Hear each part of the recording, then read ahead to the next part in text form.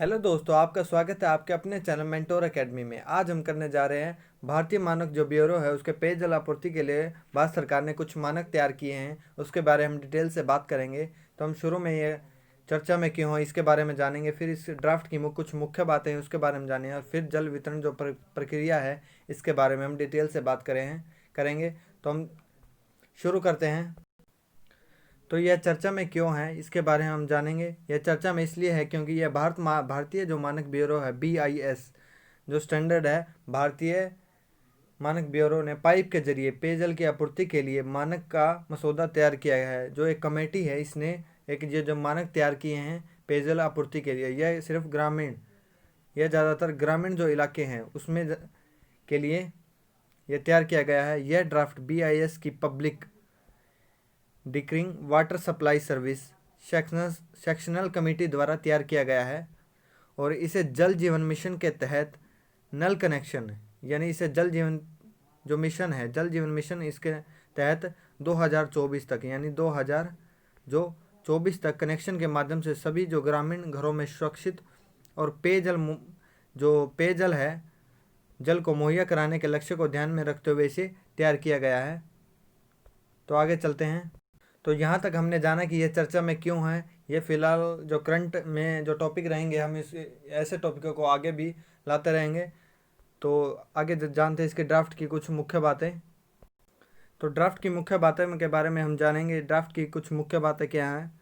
Number 1 है, इसमें जल स्रोतों से लेकर घर के नल तक पानी की आपूर्ति की प्रक्रिया की जो रूपरेखा है वो तैयार की गई है। इस ड्राफ्ट में क्या किया गया है, घर के नल से लेकर पानी की आपूर्ति किस तरह से करनी है उसमें एक रूपरेखा जो है मानक तैयार किया गया है। जल आपूर्ति के लिए जल स्रोतों के रूप में भूजल या स्थायी जलों स्रोतों, नदियों, झरनों आदि को बताया गया है। इसमें ऐसे बताया गया है कि जल आपूर्ति के लिए नदियों, झरनों, तालाबों, जलाशय, इसके बारे में क्या जो कहाँ से हम जल को इकट्ठा करें इसके बारे में डिटेल से बताया गया है। और जो थर्ड नंबर है, जल की शुद्धता, भारतीय मानक ब्यूरो के भारतीय मानक यानी IS। तो इसमें शुद्धता क्या मानक क्या है, IS 10,500। ये जो एक मानक होता है किसी भी चीज़ को डिफाइन करने का, किसी भी चीज़ को मापने का, तो इसमें जो भारतीय मानक ब्यूरो का ये जो मानक है ये 10,500 के अनुरूप जो है जल की शुद्धता होनी चाहिए। तो जो फोर्थ नंबर है, इंडियन स्टैंडर्ड जल की गुणवत्ता जो है IS, इंडियन स्टैंडर्ड जल की गुणवत्ता तय करता है। तो आगे चलते हैं, कुछ और मुख्य बातें हैं इसकी। तो इसमें है ड्राफ्ट की कुछ मुख्य बातें। पानी में पाई जाने वाली भारी धातु, जो पानी में पाई जाने वाली भारी धातु हैं वे पानी में नहीं होनी चाहिए। वे कुछ लिमिट उसके तरह होनी चाहिए। आर्सेनिक आदि की मात्रा, जो कुछ भारी धातुएं जो पदार्थ हैं, पानी का pH मान, पानी में गंदगी की मात्रा, और पानी में घुले हुए ठोस पदार्थ, पानी का रंग और गंध, इससे हमें इस चीज़ से हम डिफाइन करेंगे कि पानी कितना शुद्ध है और पानी कितना अशुद्ध। तो ये जो 5 चीज़ें हैं, ये डिफाइन करते हैं कि पानी की शुद्धता किस स्टैंडर्ड पर है। ये इस पानी की जो IS जो मानक है उसके 10,500 उसके अनुरूप ये जो है 5 चीज़ों के आधार पर तय की गई हैं। तो हम आगे चलते हैं। तो अब जानते हैं जल वितरण प्रक्रिया के बारे में। तो जल वितरण यानी जल को बांटने की प्रक्रिया किस रूप से इस जो भारतीय मानक ब्यूरो ने तैयार की गई है इस अपने मसौदों में। तो नंबर 1 है, पानी को पीने योग्य बनाने के लिए मानकों के अनुरूप जल शुद्धिकरण संयंत्र। जो पानी को पीने योग्य बनाने के लिए है, जल शुद्धिकरण जो संयंत्र होता है उसमें पानी को साफ करना चाहिए।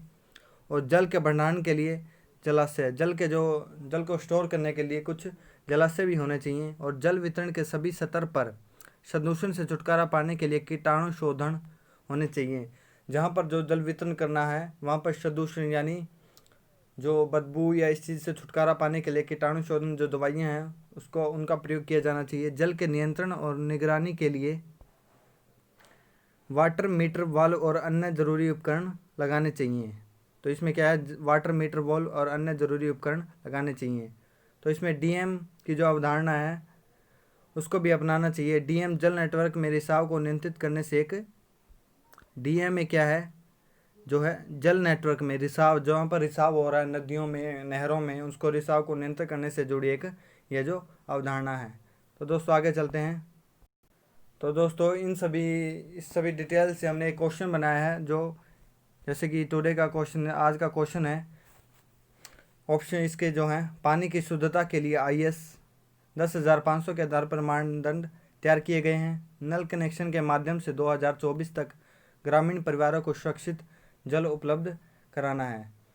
तो इसमें ऑप्शन है A एंड B, या दोनों सही है, या ओनली B, या सिर्फ B सही है, या ओनली A यानी A सही है, और या नन ऑफ द अबव, या इसमें से कोई भी सही नहीं है। तो आप इसका जो राइट आंसर है वो कमेंट बॉक्स में ज़रूर दें।